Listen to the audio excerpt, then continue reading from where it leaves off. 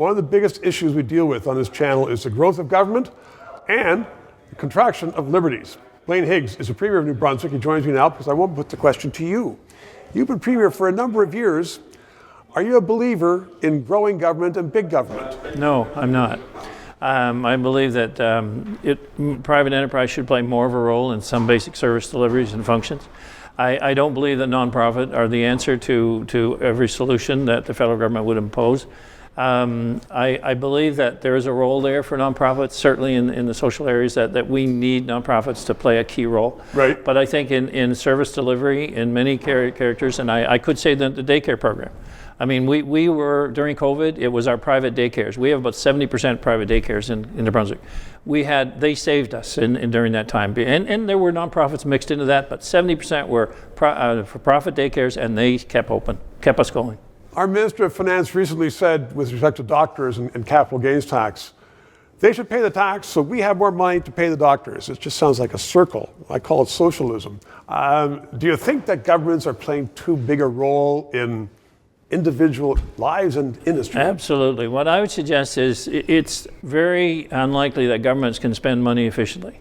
And so the more government money takes more money in, the more money is kind of spent inefficiently. And what I've seen in many areas where I came from a business background of 30 plus years, and results mattered. And what I see is the headlines matter, but the results don't matter. So any quote you ever see in the media, it's usually about how much money a government promised to spend. It's not about what did they actually achieve for the money they spend. And yet, you are an elected politician. You know that there's other people in the opposition saying, elect me, and I will give you this. That's exactly right. And it's a very seductive thing. But it isn't what they'll give you. It's what they'll spend of your tax dollars. I know, but I mean, so are you suggesting that in New Brunswick, most people don't believe that malarkey as they might in Vancouver and Toronto? No, I'm not. I'm suggesting that what is continually put forward is how much money have we spent on something, not did we achieve a result for the money we spent. So I'll use healthcare as an example. If we don't start to manage healthcare in our province, we've spent a lot of money in healthcare, $1 billion more in the last 6 years than we were spending. So that's a 30% increase. Healthcare will not get fixed by spending more money. Healthcare will get fixed by innovation and better management of services. And do you think that government can manage those services, or do you think it should be more in the private sector to manage, like the public-private sector to manage those services? I think there's a combination of support there. We have put business people in our boards, our health authorities now. We have business people running our health authorities.